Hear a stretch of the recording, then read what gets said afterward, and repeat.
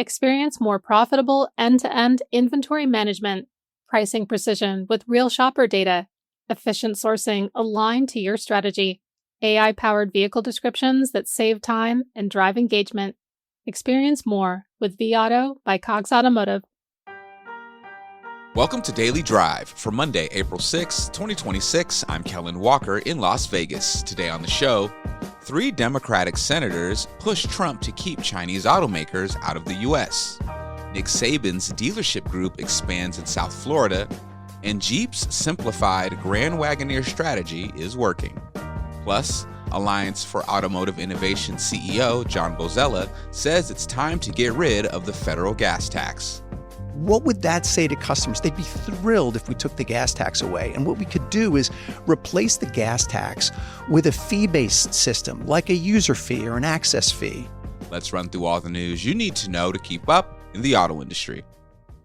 3 Democratic senators are pushing President Trump to keep Chinese automakers out of the U.S. market entirely. Senators Tammy Baldwin, Alyssa Slotkin, and Chuck Schumer say letting Chinese manufacturers set up shop here would give them an insurmountable advantage over American automakers and create national security risk. It's a response to Trump's comments back in January when he told the Detroit Economic Club he'd welcome Chinese factories if they create American jobs.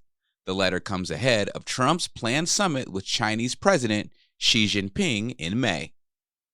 Dream Motor Group, which is partially owned by former Alabama football coach Nick Saban, just picked up 2 dealerships in South Florida. The group bought a Nissan and Mitsubishi store from Bill Seidel's Automotive Group in a deal that closed April 1st. It's Dream Motors' first time selling those brands. Saban owns the group with his business partners Joe Agresti and Steve Cannon. And Jeep's revamped Grand Wagoneer strategy seems to be paying off so far. The brand dropped the confusing Wagoneer nameplate, lowered the Grand Wagoneer's starting price to about $66,000, and slashed configurations from 64 to just 9. First quarter sales soared more than 6-fold to more than 14,000, already surpassing the Grand Wagoneer's best full-year performance. Joining me now to talk more about this story is our own Vince Bond Jr., who covers Stellantis and its many brands for us at Automotive News. Vince, welcome back to Daily Drive. Thank you. So Vince, this is a pretty dramatic turnaround. What was going wrong with the original Wagoneer strategy that Jeep had to make such a big change? Well, the big thing was there was a lot of complexity in the lineup. And so you had the Wagoneer, you had the Grand Wagoneer. And some consumers were actually confused that the Grand Wagoneer they thought it was bigger than the Wagoneer, but that's not the case. They each have a regular version, and they also have a long wheelbase. And so there was a longer Grand Wagoneer L and Wagoneer L. And so beyond that, consumers was really confused about that. They also had the trim lineups was also hard to understand for some folks as well. So they had the series 1, 2, and 3 for each model. And then on top of that, dealers didn't know how to explain it. I spoke to one dealer who had to use Chat GPT just to figure out what features were in each trim. So there was some confusion around that as well. And so, yeah, they had to streamline that, cut down those configurations. And as we saw in the first quarter, we're seeing some major growth in that nameplate. Well, the new pricing strategy is interesting. Starting at about $66,000 puts the Grand Wagoneer right where the regular Wagoneer used to be. Now, how is Jeep positioning this now against competitors like the Cadillac Escalade? Yeah, so the thing is, what they did is that, and so obviously the Grand Wagoneer now starts, as you mentioned, in the mid 60s where the Wagoneer was. And so this Grand Wagoneer is not exactly as, as upscale as the previous base Grand Wagoneer.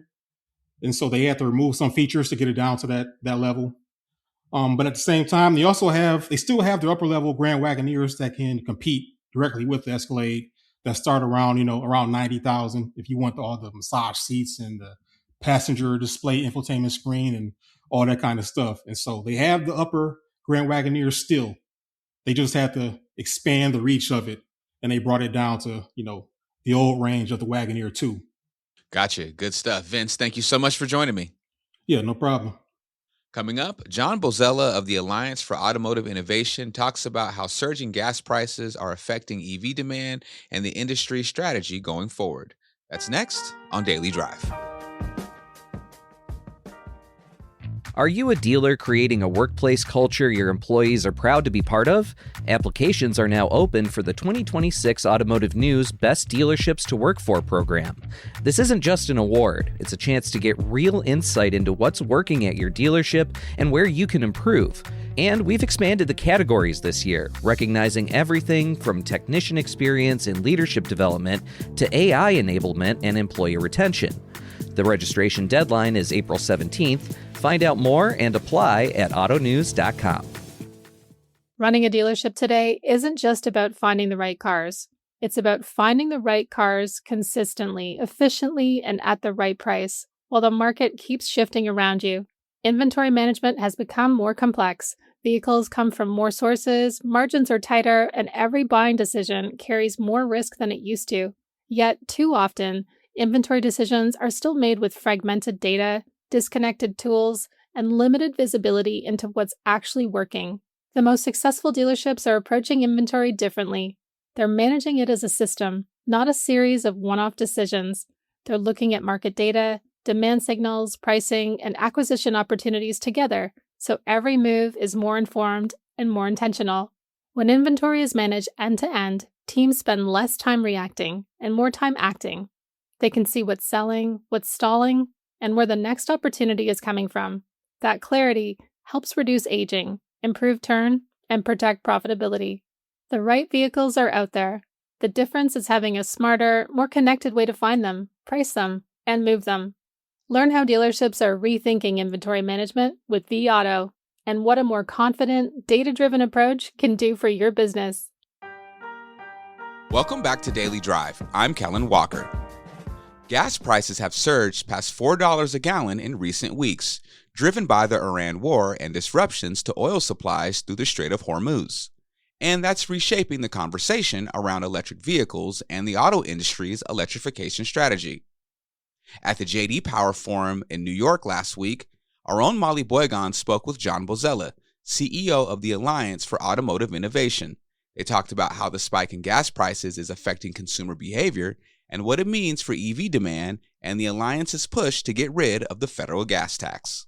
John Bozella with the Alliance for Automotive Innovation. Thanks so much for joining us. Happy to be here. So you had some really interesting things to say on stage at the J.D. Power Auto Forum here in New York City. One of the interesting things that came up was how the gas prices increase because of the Iran war is impacting the auto industry, and in particular impacting a sort of buzz for EVs. Yeah. So how are you thinking about the impact of the Iran war on the auto industry? Yeah. So clearly what we've seen, in addition to other, challenges and disruptions, broader economic impacts to supply chains, is this dramatic increase in gas prices, right?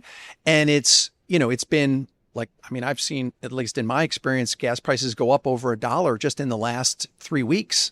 So there's no question everybody's seeing it. So what is happening? Well, we are starting to see signs that customers are looking at more fuel efficient models. Now, this has been true for quite some time with regard to hybrids, right? So we've seen a long time run up in hybrids, but we are also seeing a little bit of interest in dealer lots for EVs as well. What the data tells us is once customers perceive that gas price increase is lasting, that usually drives a shift in behavior, either to more fuel efficient vehicles or to smaller vehicles that would be, more fuel efficient than a larger vehicle. And what about the other impacts on manufacturing? Oil prices impact so many parts of the auto industry. We've been covering that, even just beyond the actual fuel for manufacturing into plastics, chemicals. What are you hearing from automakers about that burden? Yeah, so we're starting to hear that there are some other stresses in the system related to other components and commodities. And so, we're going to have to continue to watch that. One thing I would say, by the way, back on the question of the price at the pump, that policymakers ought to pay attention to is, we're in the middle of reauthorizing a 5-year surface transportation bill, right? Every 5 years, like the locusts, every 5 years, Congress reauthorizes funding for highways. And highway funding has been reliant on the gas tax. You know what we could do? We could right now repeal the gas tax. Right now. What would that say to customers? They'd be thrilled if we took the gas tax away. And what we could do is replace the gas tax with a fee-based system, like a user fee or an access fee. And that would actually increase highway funding, reduce burdens on customers, and be a fairer way to fund our surface transportation needs. And I really hope policymakers look at this moment and decide now's the time to do that.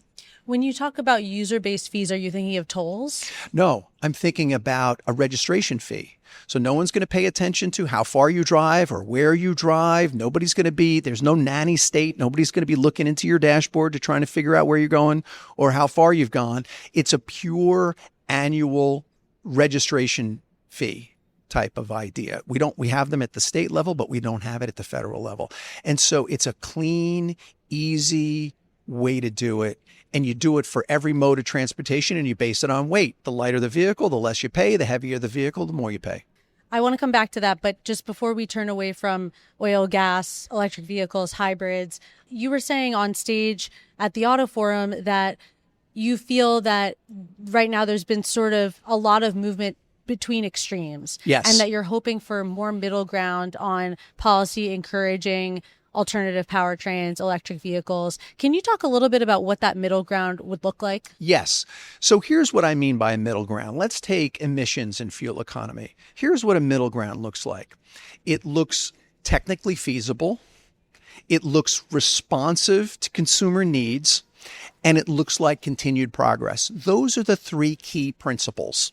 Right? If you're focused on those three principles, focused on the customer and providing customer choice, focused on continued investments in technologies, but technologies that we know how to build and that are feasible, and we're focused on continued improvement, we're going to get it right every single time. And the most important thing about that, in addition to serving the customer well, is it provides the manufacturer with certainty and predictability. And when you talk about the technical feasibility purpose, I sort of think, is it not, does that include a bit of a stretch? Like, is the government still supposed to be challenging the manufacturers or Yes, not? of course. And that's what I mean by continued improvement, right? You have to expect that year over year, we're going to continue to reduce emissions, and we're going to continue to improve fuel economy, and we're going to continue to improve safety. What you want to do that is with a balanced approach to technology. Right?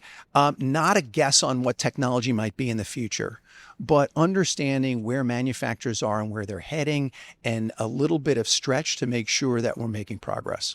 I want to turn to the affordability question, because I wonder about if there was the imposition of a registration fee at the federal level, if that wouldn't sort of hurt the consumer's perception of vehicle affordability, or if it's your understanding that consumers would basically understand that was coming from the government rather than the manufacturer, but it still sort of leaves open this idea of the overall price of the vehicle to the consumer. So I guess generally, how are you thinking about addressing affordability, and then how does it fit in with your idea about the registration? Great question. So first, the overall question on affordability.